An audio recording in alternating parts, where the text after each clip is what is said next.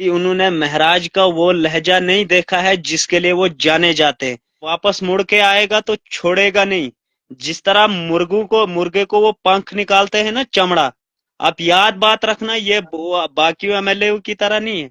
चमड़ा निकालने में ये फुर्सत नहीं देगा। महराज साहब के ऊपर कोई फर्क नहीं पड़ेगी, ये क्लियर चीज है, क्योंकि उनको एक अपनी सरकार, वो सरकार के हिस्सा है, उमर साहब से जुड़े हैं वो, उनके सरकार से जुड़े हुए हैं वो। उनके केजरीवाल जी के हारने से या और कोई हारने से उनके सेहत में या उनके किसी काम में फर्क नहीं होगा, क्योंकि चीफ मिनिस्टर जो है वो जम्मू कश्मीर का है, वो दिल्ली का तो है नहीं। अब अपनी अपनी सोच, अगर कोई सोच रहा है कि महराज साहब के ऊपर भी इस चीज का फर्क पड़ेगा, मुझे समझ में नहीं है, या तो मुझे समझ में नहीं आता, या तो मैं नहीं सुन के समझ नहीं रहा हूं, या तो इनको कोई मिस्टेक है। अब मुझे ये समझाएं कि उनको फर्क कैसे पड़ेगी।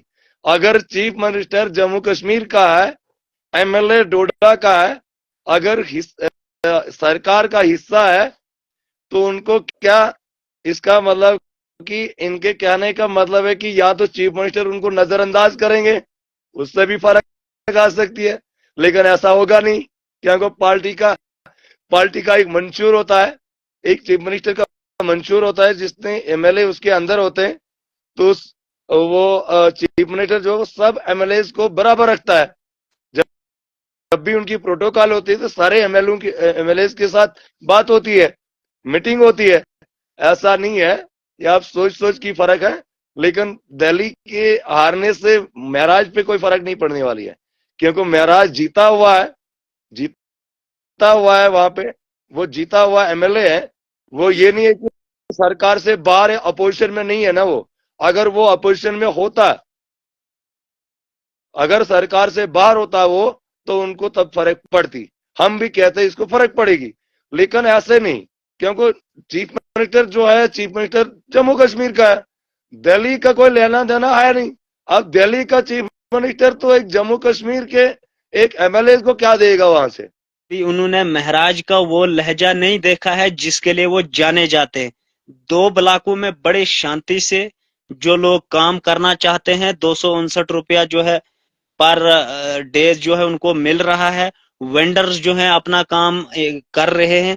जब वेंडर मटेरियल देगा तो उसका तो वो फिर हक बनता है कि वो मटेरियल बिल खाएगा। और साथ में जो मिस्त्री होता है वो भी वेंडर जो है उसका अरेंज करता है। जॉब कार्ड होल्डर ने 50 मीटर के अंदर जितना भी चाहे उसमें लैंड लेवलिंग, चाहे उसमें कटाई हो या फिर उसमें पत्थर वगैरह, जो है वो जॉब कार्ड होल्डर का काम है। बताया पूरे डिपार्टमेंट को भी उन्होंने ये कहा, हिदायत की है। अब किसने कितना अमल किया, लेकिन ये याद बात रखना, जब वापस मुड़ के आएगा तो छोड़ेगा नहीं। जिस तरह मुर्गे को वो पंख निकालते हैं ना, चमड़ा। आप याद बात रखना, ये बाकी एमएलए की तरह नहीं है।